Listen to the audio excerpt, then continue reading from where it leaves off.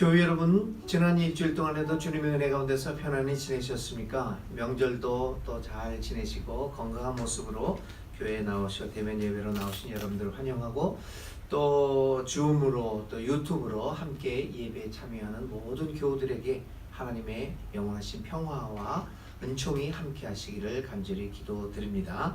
오늘은 교회력으로는 주현절 후 6번째 주일, 그리고 또 산상 변모 주일, 그러니까 주님이 산에 올라가셔서 기도할 때 그 모습이 변화되어서 영광스러운 모습으로 변하여 엘리야와 모세와 함께 대화를 나눴다라고 하는 것을 기념하는 주일이 오늘 주님 산상 변모 주일이기도 합니다.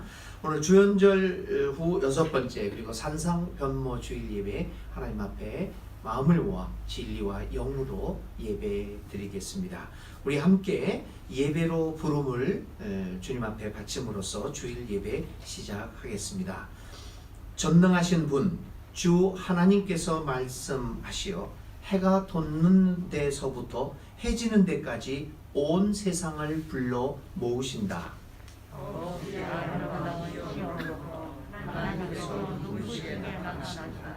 우리 하나님은 오실 때에 조용조용 오시지 않고 삼키는 불길을 앞세우시고 사방에서 무서운 돌풍을 일으키시면서 오신다.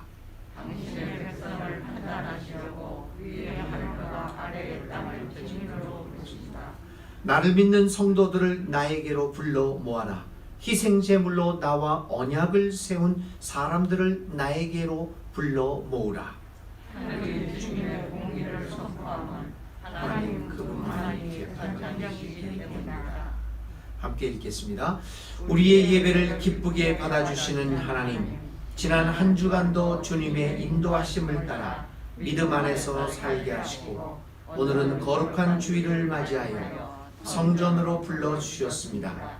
매일 매순간 우리를 지키시고 함께 하시는 하나님의 은혜를 생각할 때마다 감사와 찬송과 영광을 올려드립니다. 이 시간 영과 진리로 드리는 우리 주 예수 그리스도의 이름으로 기도합니다. 아멘. 이 시간 침묵 가운데 한 2분간 주님 하나님만을 바라보고 내 자신을 돌아보면서 침묵 가운데 간절한 마음으로 기도 올리겠습니다.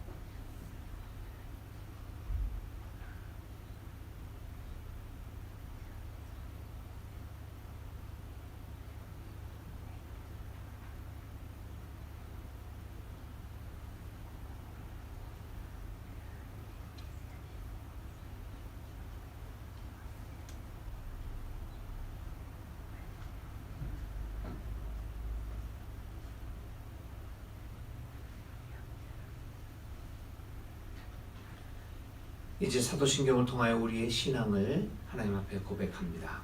나는 전능하신 아버지 하나님, 천지의 창조주를 믿습니다. 나는 그의 유일하신 아들 우리 주 예수 그리스도를 믿습니다.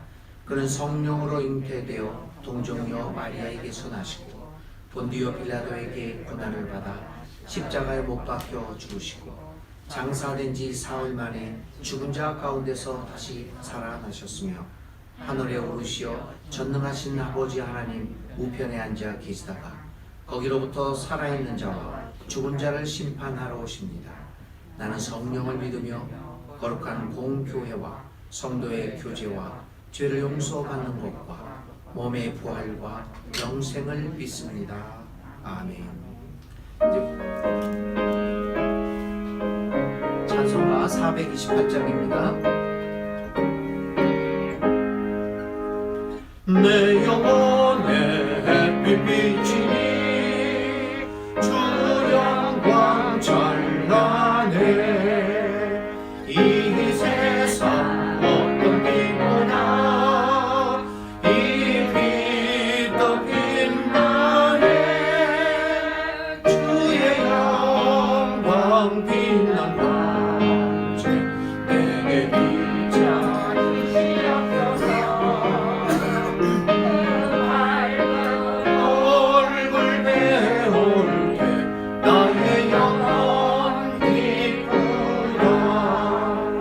내 영혼에 노래 있으니 주 찬양합니다.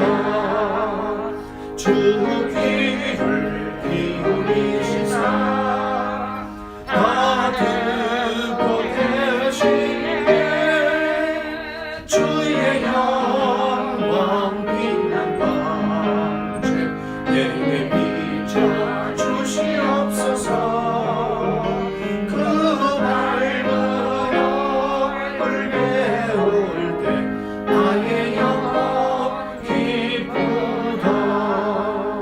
내 영혼에 봄날개 하사 주 함께 가실 때 그 평화 내게 기쁘고 주 은혜 꽃피네.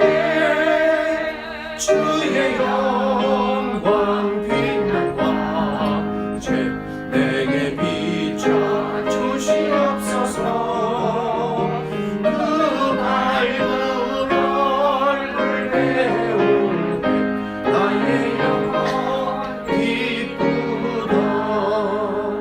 내 영혼에 희망이 있고 큰 소망 넘치네. 주 예수 복을 주시고 또 내려주시네. 주의 영광 빛난 광채 내게 비춰 주시옵소서.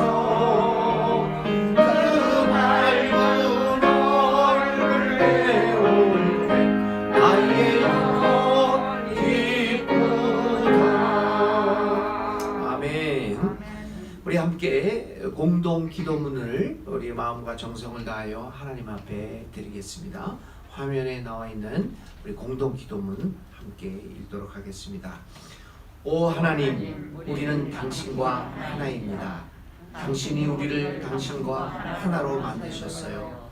우리가 서로에게 자기를 열어놓으면 당신이 우리 안에 거하신다고 그렇게 당신은 우리를 가르치셨습니다. 이 열려있음을 유지할 수 있도록 온 마음으로 그것을 위해 싸울 수 있도록 우리를 도와주십시오. 서로가 서로를 거절하고 부인하는 곳에는 그 어떤 이해도 있을 수 없음을 깨닫도록 우리를 도와주십시오. 그런즉 우리를 사랑으로 채워주십시오.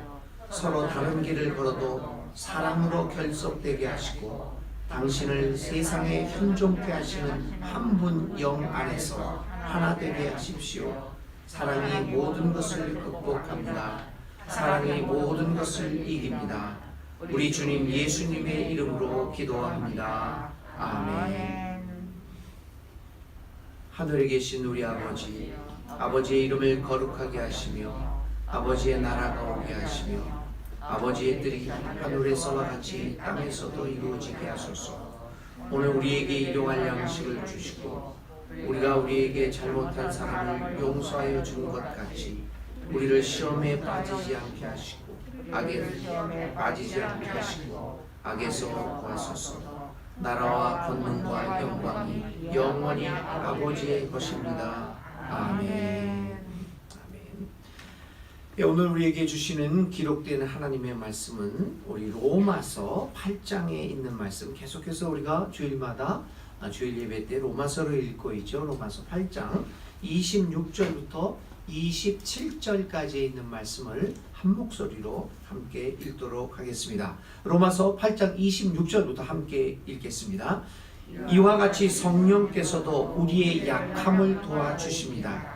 우리는 어떻게 기도해야 할지도 알지 못하지만 성령께서 친히 이루 다 말할 수 없는 탄식으로 우리를 대신하여 간구하여 주십니다. 사람의 마음을 꿰뚫어 보시는 하나님께서는 성령의 생각이 어떠한지를 아십니다. 성령께서 하나님의 뜻을 따라 성도를 대신하여 간구하시기 때문입니다. 아멘. 기록된 하나님의 말씀입니다.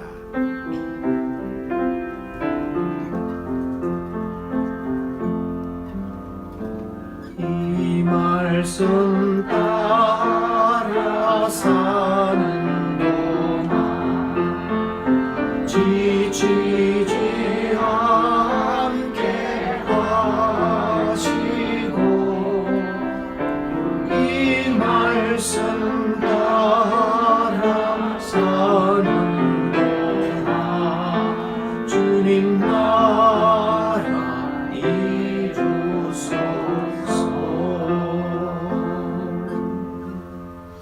하나님 감사합니다.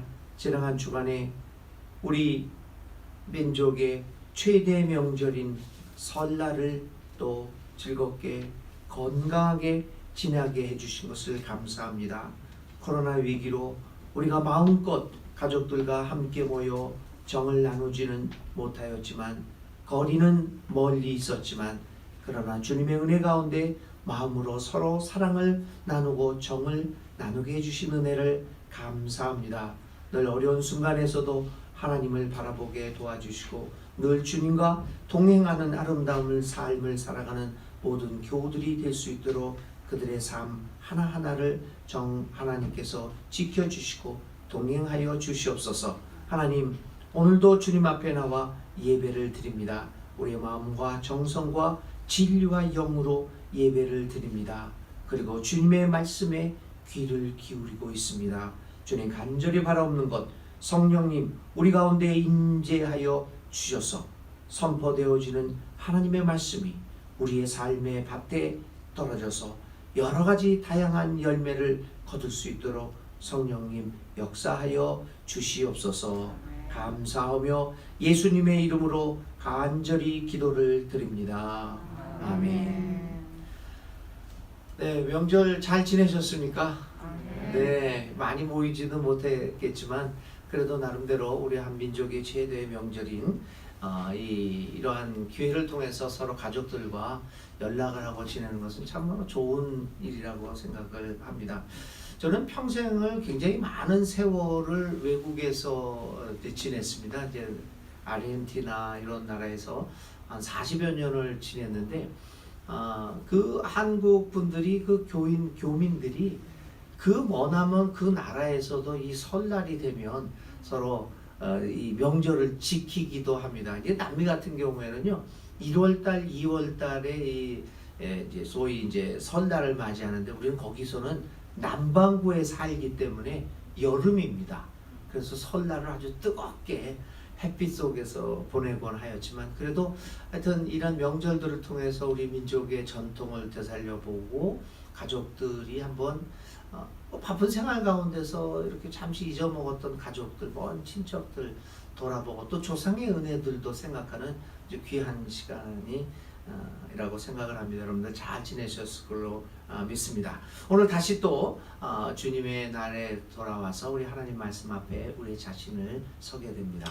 오늘도 로마서 8장 26절부터 27절까지의 말씀을 통하여 하나님의 사람으로 살아가는 것이 어떤 의미를 우리에게 주고 있는가를 오늘의 상황 속에서 한번 생각해 보려고 합니다. 명절은 얼마 전에 지났고 또 우리의 연초도 얼마 전에 지났습니다.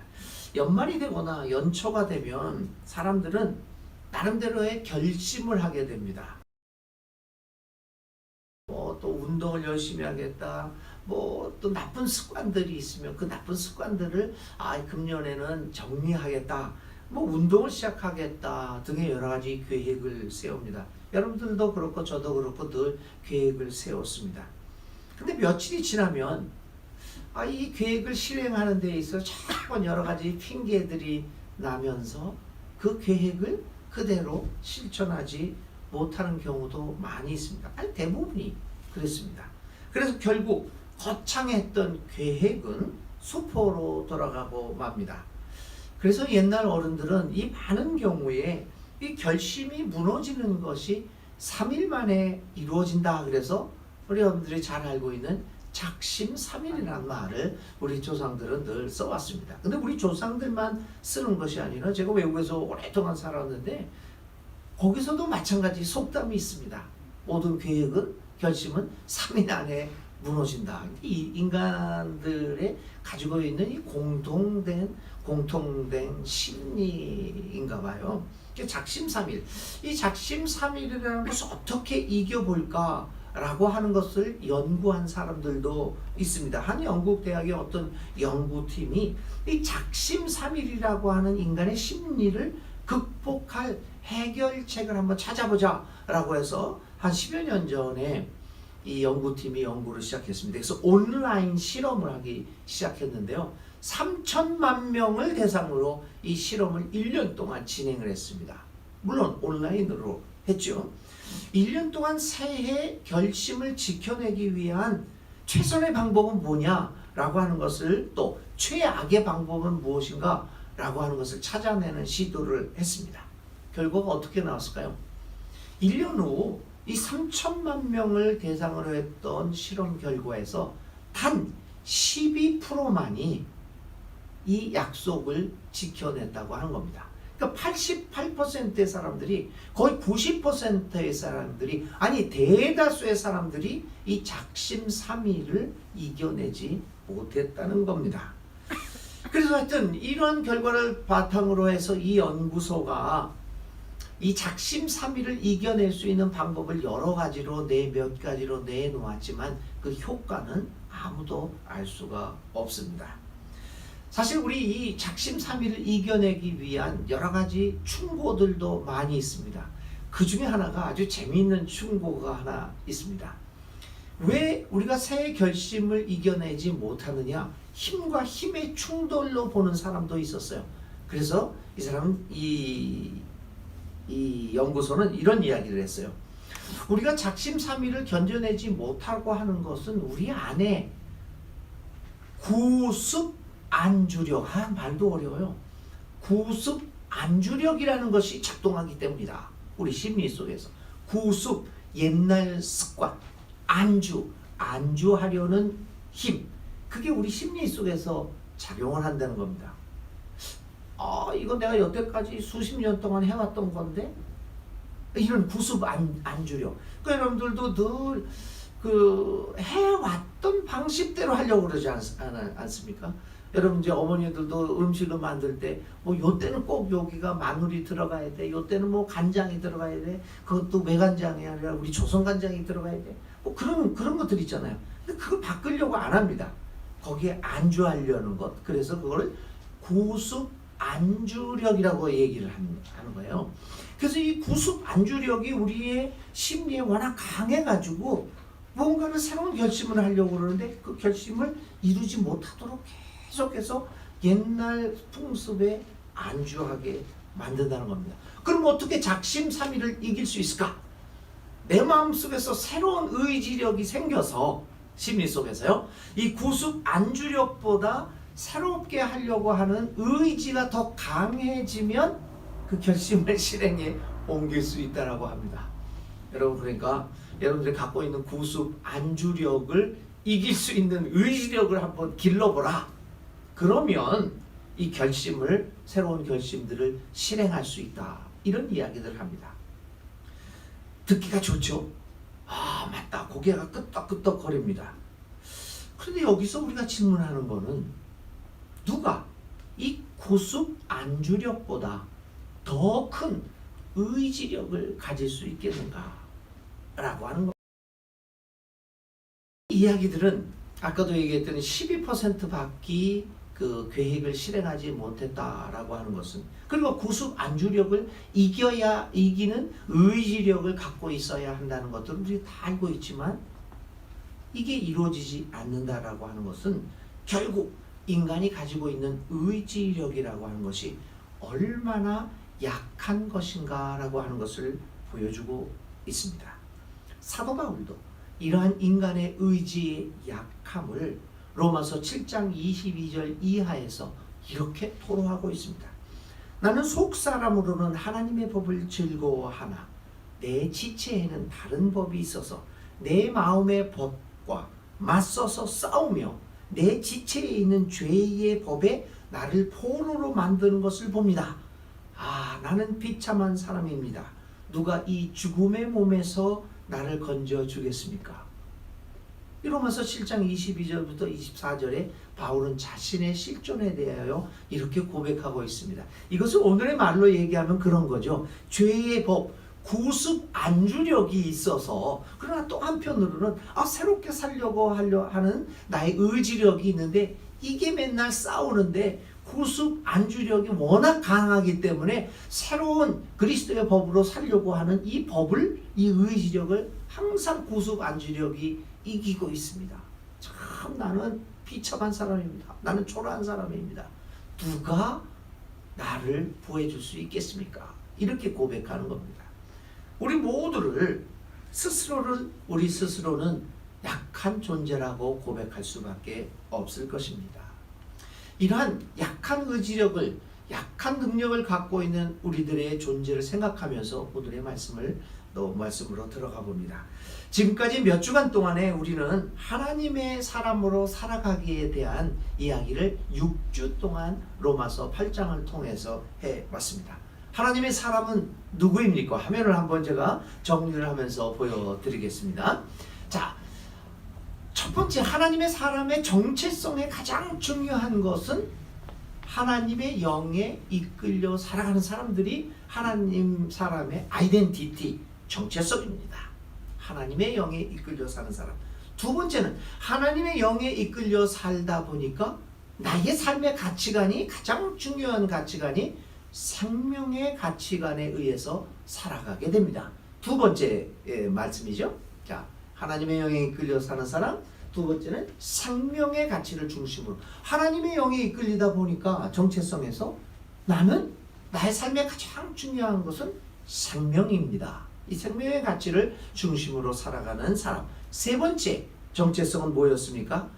이제 나는 하나님의 자녀로서 하나님과 친밀한 관계에 살아가는 사람의 특징이 하나님의 사람의 특징이라고 말씀드렸습니다. 하나님을 무서워하거나 공포나 이런 것이 아니라 나의 아버지로서, 자녀로서의 친밀한 관계에서 내가 하나님과 친밀하게 살아가고 언제든지 하나님 앞에 나아갈 수 있는 담대한 영을 갖고 있느냐, 그것은 우리들이 하나님의 사람이냐 아니냐를, 정체성을 구분하는 중요한 것입니다. 네 번째는 우리는 하나님 나라의 상속자입니다. 그래서 하나님 나라의 의무와 권리도 같지만 하나님 나라의 사람으로서의 상속자로서 그 하나님이 원하시는 그 삶을 나가야 하는 의무도 갖고 있다. 하나님 나라의 상속자로서의 정체성을 갖고 있습니다. 다시 한번 정리해 볼까요? 하나님 사람의 정체성은 모두 네 가지였습니다. 하나님의 영에 이끌리고, 두 번째는 생명의 가치로 살아가고, 세 번째는 하나님의 자녀로 살아가고, 네 번째는 하나님의 상속자. 이것이 하나님 사람의 정체성입니다. 이 네 가지 정체성을 가진 사람들이 이 세상에서 살아갈 때 어떻게 살아가야 합니까? 다섯 번째 이야기죠. 하나님 사람은 영성적인 삶을 보여주어야 합니다. 세속적이고 물질적인 가치를 넘어서는 영적인 가치를 교회와 하나님의 사람들이 이 사회를 향하여 보여줘야 합니다. 그럴 때 사람들은 이 교회를, 이 하나님의 사람들을 기대와 설레임으로 바라보게 됩니다. 우리 교회도, 하나님의 사람들도 똑같이 세속적이고 욕망적인 모습을 이 사회를 향하여 보여준다면 이 사회는 우리를 향하여 아무런 기대도 설레임도 갖지 않을 것입니다. 그래서 우리는 이 사회 하나님의 사람은 사회의 관계에서 영적인 가치를 보여줘야 돼요. 그리고 지난주에는 뭐라고 얘기를 했습니까? 6번째죠. 하나님 사람은 해산의 고통을 겪으면서 이 세상을 향하여 열매를 맺어야 된다. 첫 열매를 맺어 삶을 보여줘야 한다. 그러니까 하나님의 사람으로서 사회를 향하는 그 관계 속에서 중요한 것은 열매를 맺는 건데 그것이 품위로운 삶이라고 얘기했습니다. 품위가 있는 삶. 내가 건강을 잃을 수도 있고요. 돈을 잃을 수도 있고 명예를 잃을 수도 있고 권력의 자리에서 내려올 수도 있습니다. 힘이 없을 수도 있습니다. 그러한 상황을 다 넘어서서 품위를 하나님의 아들 딸로서의 하나님의 사람으로서의 품위 있는 삶을 얼마든지 살아갈 수가 있습니다. 그래서 이 사회의 관계에서 우리는 권력을 자랑하고 돈을 자랑하고 나의 학식을 자랑하는 것이 아니라 정말 하나님의 사람으로서의 열매를 맺어가는 품위로운 모습을 이 사회의 관계 속에서 보여줘야 한다. 이것을 6주 동안에 이야기를 했어요. 여러분 6주 동안 이 설교를 들으면서 여러분들의 마음에 어떤 생각이 들었는지 모르겠습니다. 저는 이 설교를 이런 이야기를 할 때 제 마음속에는 어떤 생각이 들었느냐면요. 좀 절망적인 생각이 들었습니다. 야, 이런 6가지, 4가지의 정체성과 2가지의 이 사회를 향한 이 관계 속에서의 우리의 삶의 모습을 보면서 어떻게 저걸 할 수 있을까? 절망적입니다. 과연 여러분, 이런 6가지를 로마서 8장을 통해서 제시하고 있지만 그리고 이렇게 살아봐야겠다 라고 아멘 하면서 받아들이고 있기는 하지만 그런데 그것이 결코 쉬운 일이 아니라고 하는 것을 우리는 다 느끼게 됩니다. 아니 어쩌면 그것은 교회 안에서 설교를 통하여 아니면 성경 공부를 통하여서 이론 속에서만 존재하는 것이고 실제 삶에서는 실천될 수 없는 것이라고 치부하고 실천할 생각을 하지 않을 수도 있습니다. 과연 오늘 말씀드린 이 6가지 하나님의 사람으로 살아가는 것이 실천 가능한 것일까요? 이런 질문 앞에서는 가끔은 절망 속에 빠져들 수밖에 없습니다. 아마 사도 바울이 편지를 쓰고 있는 당시 로마 교우들에게도 우리와 똑같은 고민이 있었을 것입니다. 우리의 머리로는 하나님의 사람으로 살아가는 것이 무엇인지를 알 수는 있고 이해는 하였지만 과연 그것이 우리가 할 수 있을까?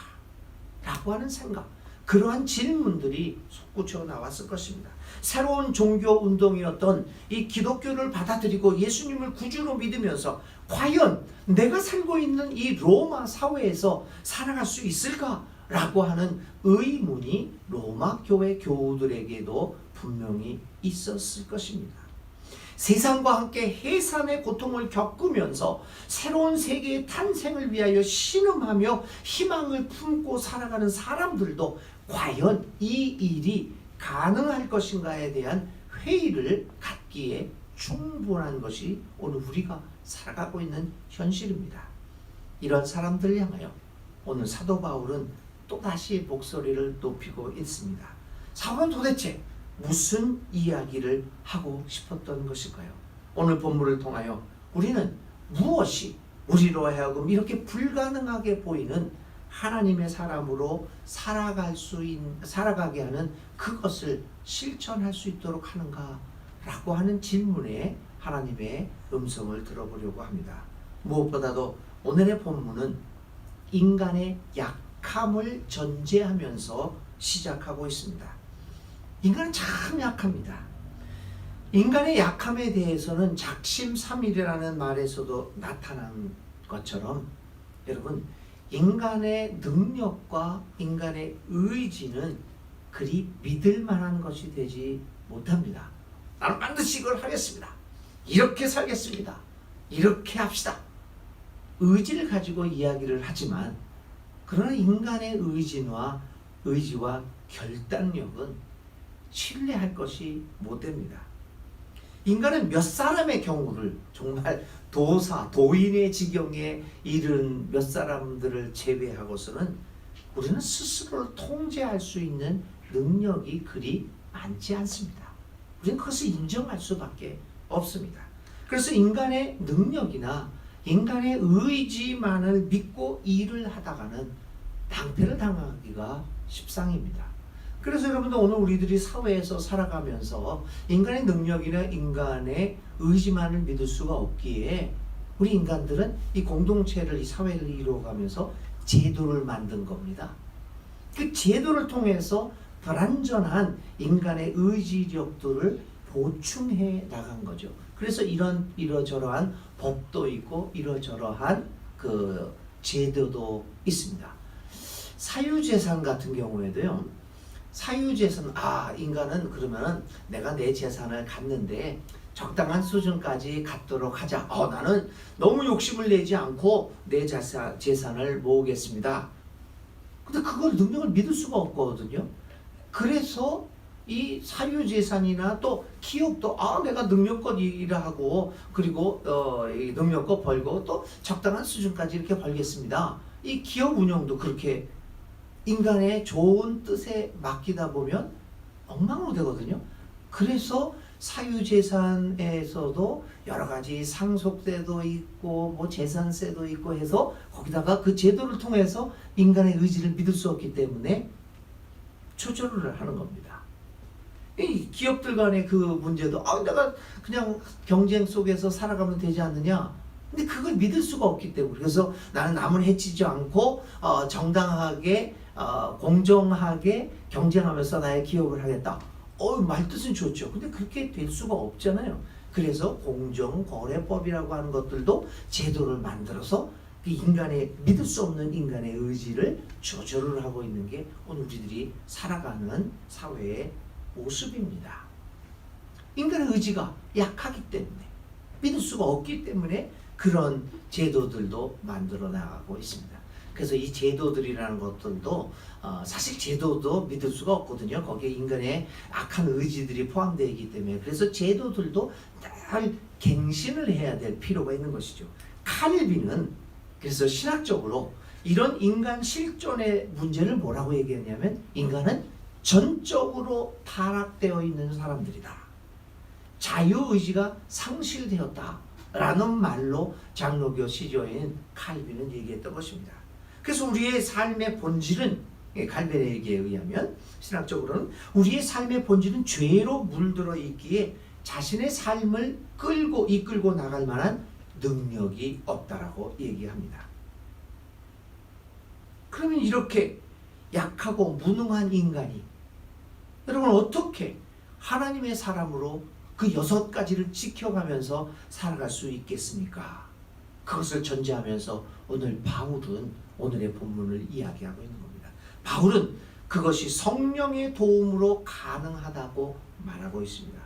26절에 이와 같이 성령께서도 우리의 약함을 도와주십니다. 우리가 약하다고 하는 것을 전제하면서 성령께서 우리의 약함을 도와주신다라고 이야기합니다.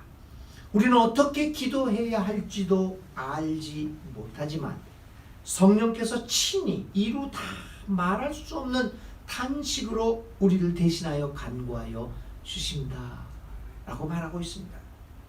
인간의 약함은 성령의 도와주심을 요구하고 있습니다.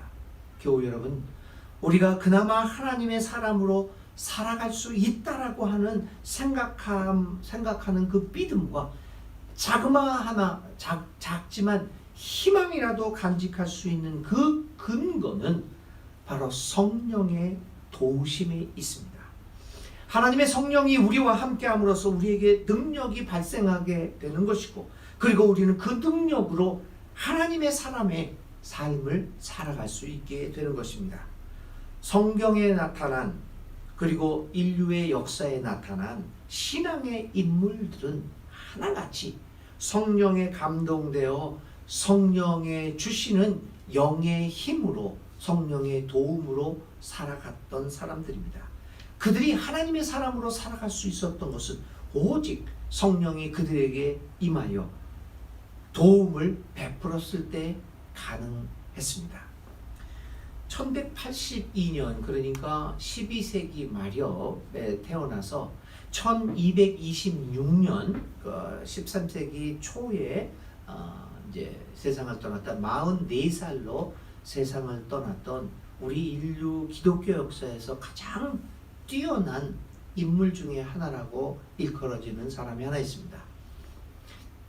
그 사람이 바로 이탈리아 아시시의 성 프란시스라고 하는 그 성자입니다. 그는 1182년에 그 이탈리아의 작은 마을이었던 아시시에서 아주 상인으로서 성공한 아주 부자였던 사람의 첫 아들로 태어납니다.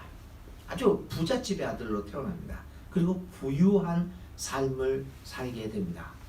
그러다 그는 그 부유하게 청소년 시절에 부유하게 살다가 십자군으로 징병이 돼서 자원해서 십자군 전쟁에 참여하게 됩니다. 그 십자군 전쟁에 참여하게 되면서 그 인간의 참혹한 죄악의 현장들을 그는 목격하게 됩니다. 그리고 25살 때 다시 돌아와서 어느 날 기도하다가 하나님의 음성을 들었다고 합니다. 너는 네가 가진 모든 것을 가난한 사람에게 주고 나를 따르라. 그 음성을 들은 이 성 프란시스는 아버지를 만나서 자기가 가지고 있는 모든 유산들을 다 포기를 합니다. 그리고 자기가 가진 모든 것들을 가난한 사람, 그 마을 가난한 사람에게 주고 그는 집을 이제 출가해서 수도승의 길을 걷게 됩니다. 그리고 그는 평생 가난하고 겸손한 삶을 살았습니다. 그래서 이제 그 사람의 정신을 이어받아서 만든 게 이제 프란시스코 수도회라는 거. 우리 기독교 역사상에서는 탁발 승려단이라고, 탁발 수도승이라고요. 이렇게 아주 짙은 갈색의 옷을 입고 모자를 이렇게 둘러쓰고 집집마다 다니면서 주는 먹을 것만 가지고 살았던 그런 검소한 생활을 했던 탁발 수도승을 만들어냈던 사람들이었죠.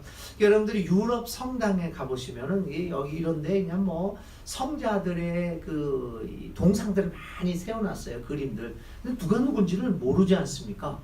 근데 이 많은 동상들 중에서 가장 삐쩍 마른 사람이 있으면 이 사람이 성 프란시스다 라고 생각하면 거의 틀림이 없을 정도입니다. 이 성 프란시스라고 하면 성 프란시스코는 아주 그래서 우리 기독교 역사에서 가장 예수님을 많이 닮았던 사람이다 라고 존경받는 사람입니다. 한국에는 이 성 프란시스에 대해서 그렇게 많이 알려지지는 않았는데 한번 그 성 프란시스의 전기나 이런 것들을 읽어보시면 여러분들 신앙에 굉장히 예수님을 닮아가는 것이 뭔가 라고 하는 것에 대한 굉장한 이제 그 영감들을 받을 수 있을 것입니다. 이런 일화를 하나 소개하겠습니다. 프란시스의 제자가 어느 날 꿈을 꿨는데 하늘나라로 올라갔습니다. 근데 하늘나라에 가보니까 뭐 여러 개의 보좌가 있는데 그 중에 한 보좌가 아주 화려하고 아주 눈에 띄게 높은 보좌였다고 합니다. 꿈입니다. 그래서 그는 천사에게 물어봅니다. 저 의자는 누구 겁니까? 천사가 대답합니다. 세상에서 가장 겸손한 성 프란시스가 앉을 의자입니다.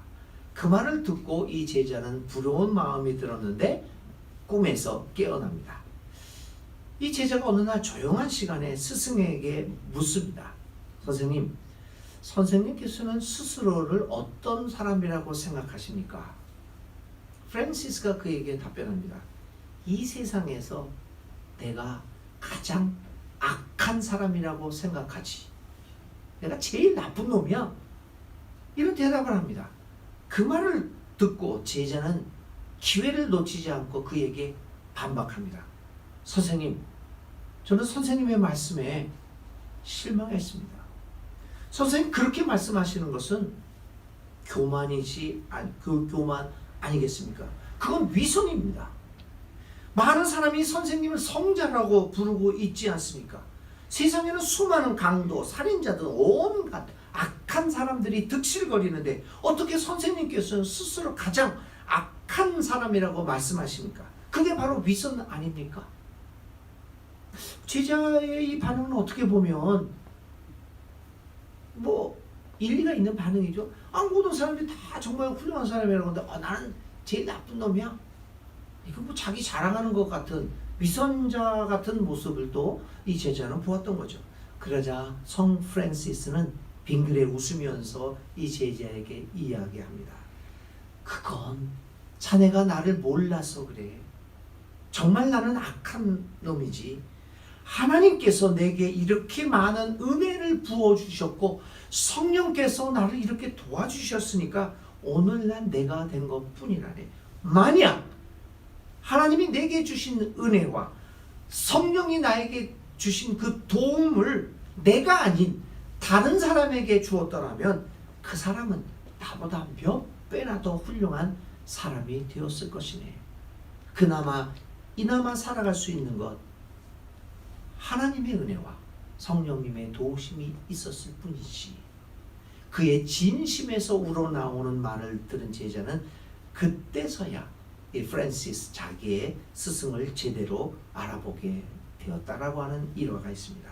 이 성 프란시스가 하나님의 사람으로 평생을 살아갈 수 있었던 것은 하나님의 은혜와 늘 그를 도와주었던 성령님의 도우심이었습니다. 그래서 그는 전설에 의하면 그는 이 동물들과도 뭐 새들과도 대화하고 동물들과도 대화하고 늑대도 그 마을 사람들을 해쳤던 그 주위에 있는 싸나운 맹수였던 늑대도 그의 사랑에 감복하여서 이 성 프란시스코에 와가지고 설교도 듣고 그 감복해서 사나움을 버렸다라고 하는 그런 전설 같은 이야기도 들려옵니다. 그러나 이러한 모든 성 프란시스의 겸손했던 삶은 오직 성령의 도움으로 가능했던 것입니다. 오늘 우리가 이러한 어려운 현실 속에서도 그리고 거듭되는 실패 속에서도 하나님의 사람으로 살아가기를 포기하지 않는 것은 그것이 우리의 의지와 우리의 능력으로부터 시작되는 것이 아닌 오직 하나님의 성령의 도우심으로 인한 것임을 확신하기 때문입니다. 그래서 그 6가지 사항이 저걸 어떻게 이루어? 나는 할 수 없어 라고 하는 마음도 들지만 그리고 실제로 우리가 6가지 사항을 실천하면서 무수히 여러분들이나 저나 실패를 하고 있음에도 불구하고 오늘도 하나님의 사람으로 걸어가고자 살고자 몸부림칠 수 있는 그것은 오직 성령님이 우리를 도와주시고 하나님의 은혜가 우리를 이끌어 주시기 때문입니다. 성령님의 도우심과 하나님의 은혜를 우리가 믿고 있다면 실패 속에도 불구하고 우리는 오늘 다시금 일어나서 하나님의 나라를 향하여 하나님의 사람으로 살아가기 위한 발걸음을 옮길 수 있을 것입니다.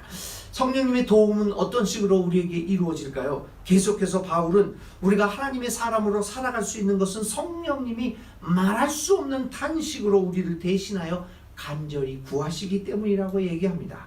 바울은 성령이 탄식하며 우리를 대신하여 기도하는 이유를 우리가 어떻게 기도해야 할지를 모르는 약한 인간들 때문이라고 말합니다. 여러분, 만일 성령님의 우리를 대신하여 기도하는 그 탄식하는 간절한 구함이 없다면 우리는 기도조차 제대로 할 수가 없을 것입니다. 오늘 성경의 말씀대로 사실 우리는 열심히 기도한다고 하면서도 많은 경우에 무엇을 위해 기도하는지조차 모르고 하고 있습니다. 열심히 사업의 번창을 위해서 기도합니다. 그러나 사업의 번창이 이루어졌을 때 그 결과가 과연 하나님 나라와 무슨 상관이 있을 것인가에 대해서는 전혀 알지를 못할 때도 있습니다. 우리는 특정한 기도의 동기를 가지고 열심히 기도합니다. 그러나 사실 그 기도의 내용이 하나님의 뜻과는 어떤 관련이 있는가는 알지 못하는 경우도 많습니다. 그리고 또 한 가지, 우리가 하는 기도의 내용이 그대로 이루어진다면 어쩌면 그것이 우리의 인생을 망칠 수도 있는데 우리는 그것을 붙잡고 기도하고 있는지도 모릅니다. 우리는 도대체 무엇을 위해 기도하고 있는지도 모릅니다. 오늘 성경에 기록된 말씀의 내용이죠. 주식 투자의 예를 한번 들어보겠습니다. 내가 소유한 주식 아니면 주식을 투자를 하려고 합니다. 그래서 이 주식의 가치가 내가 투자한 그 주식의 가치가 상승해서 돈을 많이 벌게 해달라고 기도합니다. 요즘에 뭐 한국을 휩쓸고 있는 것이 이 주식 투자입니다. 영까지 끌어올려서 주식을 투자하는 게 오늘의 상황입니다. 그래서 우리 믿는 이들도 그렇게 투자를 하고 다 그렇습니다. 그래서 이제 열심히 이 주식의 가치가 상승해서 돈을 많이 벌게 되라고 기도를 합니다. 그리고 그 기도가 응답되어서 실제로 주가가 올라 엄청난 돈을 제가 벌었습니다. 기도가 응답되어진 것 같습니다. 그런데 여러분들이 투자해서 엄청나게 벌어들인 그 돈, 그 회사가, 투자한 회사가 무기 개발 회사고, 그래서 사람을 죽이는 그 대량 살상을 하는 아주 세계 최첨단의 무기를 만들어내는 회사이거나, 혹은 유전자를 변형해서 만들어내는 곡물과 식품을 생산하는 회사였거나, 혹은 기후 위기를 초래하는 반생태적 기업이었다고 하면 그것이 과연 올바른 기도의 응답이라고 할 수 있을까요? 그래서 그 기업이 세계를 주름잡는다고 하면 여러분들의 자녀가 살아가야 할 앞으로의 세계는 어떤 세상이 되겠습니까? 한 방에 수백만 명을 죽일 수 있는 위험한 나라. GMO, 유전자를 변형해서 그 먹을 것을 자라난 우리 아이들이 유전적 변형을 가져서 말도 못하는 여러 가지 고통을 우리 자손들, 여러분들의 손자, 외손자, 뭐 또 증손자, 고손자들이 다 겪어야 할 그러한 것. 기후위기, 반생태적 기업 때문에 이 기후위기가 발생해서 미세먼지, 이거 말이 코로나19도 다 그런 거 아닙니까? 오늘 그저 우리는 나이가 먹었으니 그냥 이렇게 살다가 언젠가 하나님의 부심을 받겠지만 앞으로 태어난 우리 자손들은 어떻게 살아갈 수 있겠습니까? 과연 이것이 올바른 기도의 응답이었을까요? 이렇듯 우리는 무엇을 위해 기도하는지도 모르면서 기도할 때가 많습니다. 그래서 주님은 그냥 기도하라고 하지 않고 깨어 기도하라고 가르치셨던 것입니다. 우리는 모두 이렇게 어리석습니다. 이런 상황이라면 기도하는 것도 불가능해집니다. 그러나 사도 바울은 우리를 안심시켜주고 있습니다. 성령이 탄식하면서 우리를 위하여 대신 간절히 기도해주고 있다고 말합니다. 그렇습니다. 오늘 우리가 무엇을 기도하는지도 알지 못하는 이 어리석음 속에서도 계속하여 기도할 수 있는 것은 성령의 탄식하며 간절하게 구하는 것이 있기 때문입니다. 성령의 도우심으로 인하여 우리는 점차 우리의 기도가 교정되어지는 것을 발견하게 될 것입니다. 우리가 올린 기도의 내용이 하나님의 뜻에 맞게 하늘에서 수정되어지고 있다는 것을 경험하게 될 것입니다. 그리고 하나님의 뜻에 따라서 합당하게 응답되어지는 경험을 하게 될 것입니다. 어떤 경우에는 그 응답이 우리가 기대하던 것과 맞지 않는 것이 될 수도 있습니다. 왜 그렇습니까? 그것은 성령이 우리를 대신하여 간절히 구하시기 때문입니다. 성령의 탄식하는, 말할 수 없는 탄식으로 우리를 위하여 간절하게 기도하는 그것으로 인하여, 그 성령의 도우심으로 인하여 우리의 기도가 교정되고 우리는 그 간절한 구함에 힘입어서 점차 하나님의 사람으로 살아갈 수 있게 됩니다. 사랑하는 여러분, 성령의 말할 수 없는 탄식으로 하는 간절한 기도는 우리의 기도를 교정시켜 점차 우리를 하나님의 사람으로 만들어가게 됩니다. 그래서 그 성령의 도우심이 있기에 오늘 우리는 도대체 무엇을 구하는 것을 알지 못하면서도 하나님께 나아와 기도하며 하나님의 뜻에 우리의 삶을 맡길 수 있게 되는 것입니다. 사랑하는 교회 여러분, 오늘도 탄식하며 우리를 위하여 우리를 대신하여 간구하는 성령의 간구를 기억하면서 하나님 앞에 열심히 하나님의 사람으로 살아가는 여러분들이 될 수 있기를 간절히 기도드립니다. 결국 우리의 희망은 다른 어떤 것이 아닌 성령으로부터 옵니다. 4년 전에 국민의 기대와 희망 속에서, 그리고 소위 촛불 시민들의 여러 같은 정의를 향한 갈망으로 4년 전에 문재인 정부가 출범을 했습니다. 당시 얼마나 많은 기대와 희망을 가졌습니까?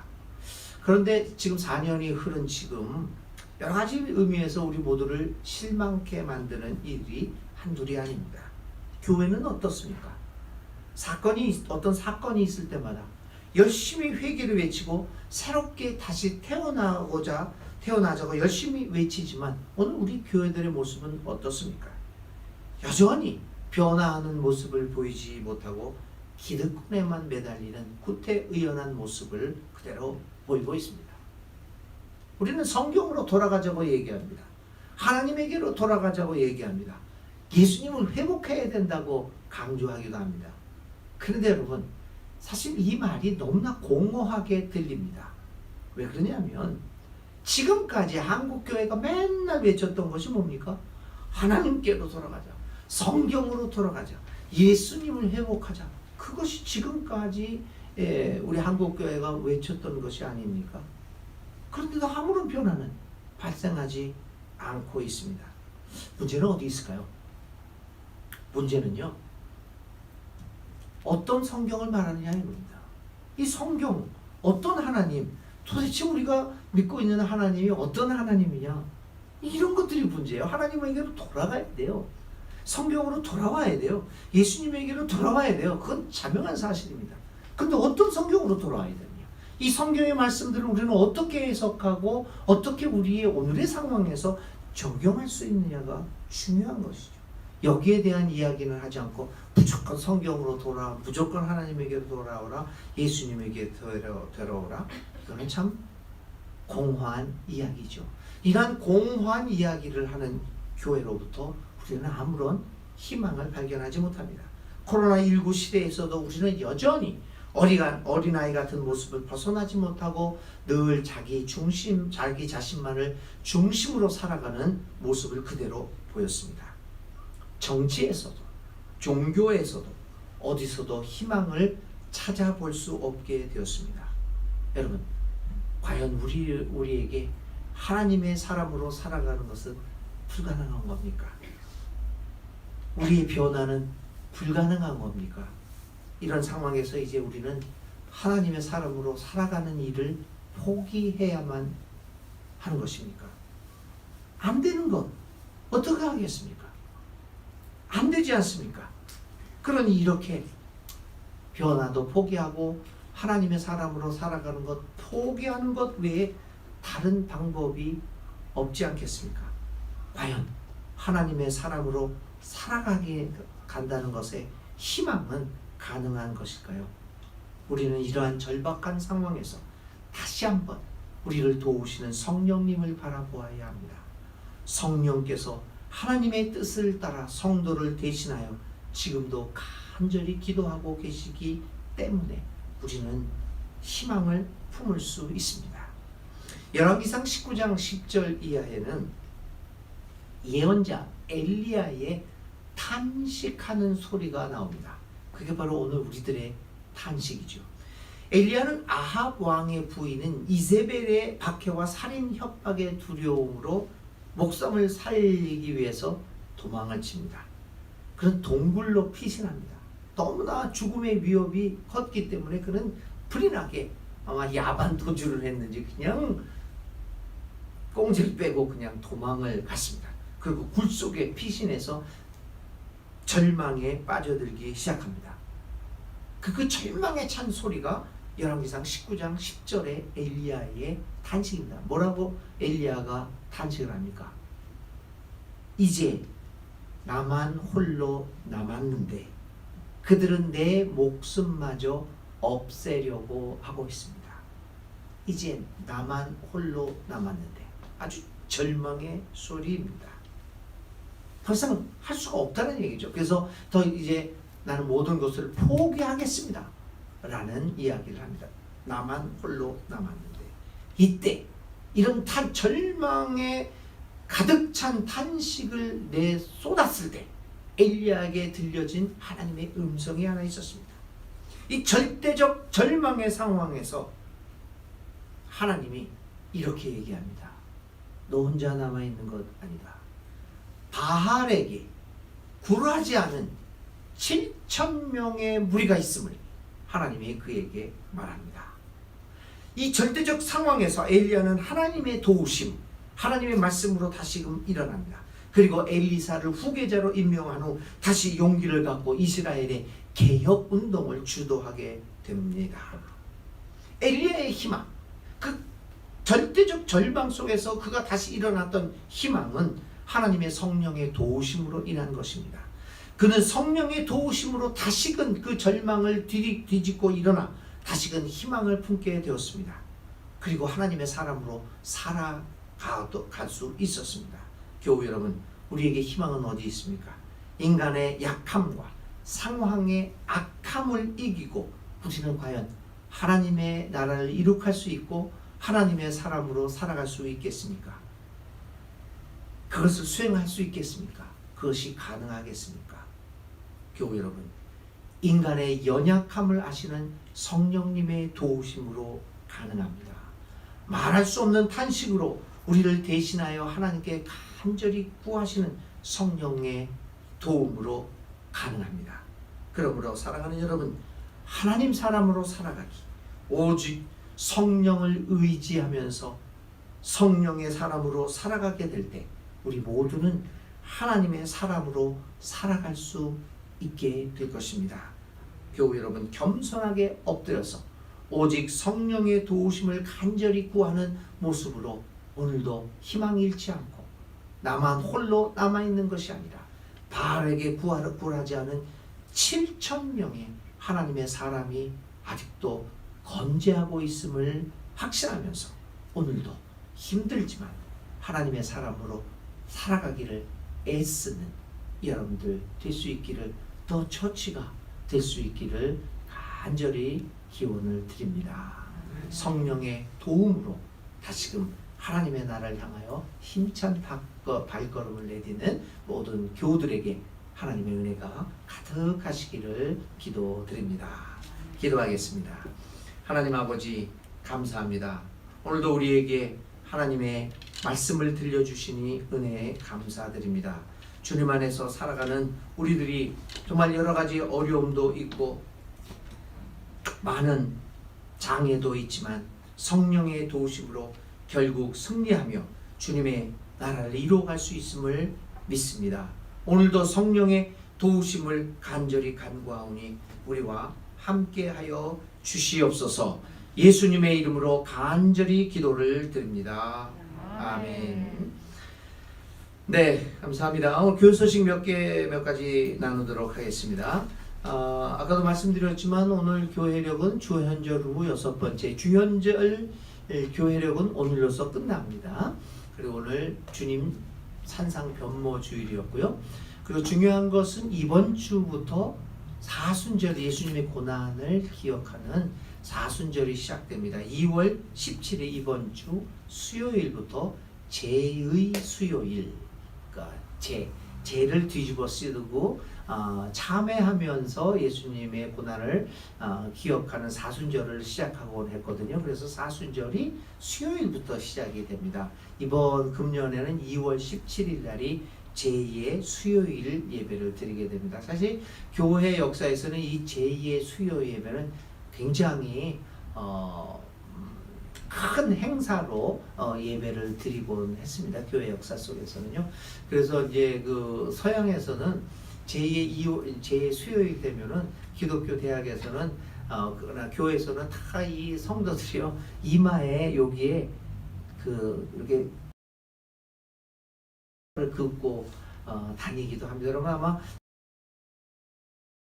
보시면 가끔가다 이제 그런 사람들을 보게 되죠. 재수요 예배는 굉장히 중요한 예배지만 이제 코로나 상황에서 우리가 그런 예배는 드릴 수 없고요. 그렇지만 재수요 예배는 실시간 비대면 예배로 드립니다. 여기서 모이지는 않습니다. 여러분들 각자가 7시부터 드리지만은 좀 시간이 어렵기는 하지만 여러분들 좀 노력을 하셔서 굉장히 중요한 예배이기 때문에요. 이 예배에 많이 참석하면서 이 사순절을 은혜롭게 경건하게 시작할 수 있기를 간절히 기도드립니다. 네, 그리고 오늘 주일 예배 후에 청빙위원회 차기 담임 목사 청빙을 위해서 기도해 주시고요. 그 문제를 잠깐 다루기 위해서 잠깐 청빙위원들 주일 예배 후에 이 자리에서 모임을 갖도록 하겠습니다. 2월 20일은 토요일부터 또 이번 주 토요일부터 온라인으로 청년 독서 모임을 저하고 또 줌으로 시작을 하게 됩니다. 위에서 기도해 주시기 부탁드립니다. 다른 광고들은 주보를 참조해 주시면 되겠습니다. 이제 주님 앞에 찬송 봉헌송 부르면서 하나님 앞에 봉헌하도록 하겠습니다.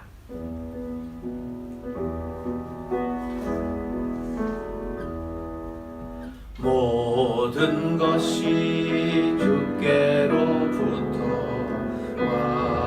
왔사오니 우리의 다짐 한데 모아 바치나이다. 아침 예물 주님 뜻대로 쓰게 하사 주님의 나라 이 땅 위에 이루어 주소서. 하나님 감사합니다. 오늘도 주님의 자리에 예배의 자리에 나오며 우리에게 일주일 동안 허락해 주신 삶의 현장과 노동의 현장에서 거두어들인 것 중에 일부를 우리의 마음과 정성과 믿음과 뜻을 다하여 주님의 나라의 사역을 위하여 주님 앞에 바칩니다. 주님, 바친 손길 하나하나 그들의 정성과 믿음을 주께서 받아 주시옵소서. 그리고 그들의 삶의 현장과 노동의 현장이 흔들림 없고 굳건히 세워져 나갈 수 있도록 하나님의 한량없인 은혜와 은총으로 함께하여 주시옵소서. 이렇게 귀하게 바친 예물 주께서 받아주시고 주님의 뜻 가운데서 가장 아름답게 쓰여질 수 있도록 사용처 인도하심, 이끄심이 함께하여 주옵소서. 그래서 헌금이 올바르게 쓰여짐으로 하나님께는 영광이요 이 땅 위에는 하나님의 나라가 확장되어지고 헌물을 드린 모든 교우들의 마음속에서는 큰 감사와 기쁨과 보람을 느낄 수 있도록 주여 도와 주시옵소서. 예수님의 이름으로 간절히 봉헌 기도 드립니다. 아멘. 예, 우리 함께 파송 및 축복 기도를 함께 드리겠습니다. 그리스도 우리 앞에 계셔서 그리스도 우리 곁에 계셔서 그리스도 우리 아래에 계셔서 그리스도 우리 위에 계셔서 그리스도 우리 안에 계셔서 성삼위 하나님 항상 우리와 함께 아멘. 이제 우리는 예배를 마치고 일주일 동안 주께서 허락해 주신 삶의 현장으로 나갑니다. 주님의 사랑과 평화와 기쁨을 안고 이 세상을 나가 하나님의 사람으로 살아가는 아름다운 교우들의 삶을 살아가시기를 바랍니다. 이제는 우리 주 예수 그리스도의 은혜와 하나님 아버지의 넓고 크신 사랑과 성령 하나님의 감동 감화 충만하며 우리와 교통하여 주시니 오늘도 하나님의 사람으로 살아가는 것이 어렵고 힘들지만 성령님의 도우심을 의지하며 어려웠더라도 하나님 나라를 향한 발걸음을 힘차게 옮기기를 다짐하는 사랑하는 주님의 백성과 이 교회 위에 영원토록 함께 하시기를 간절히 축원드립니다. 아멘.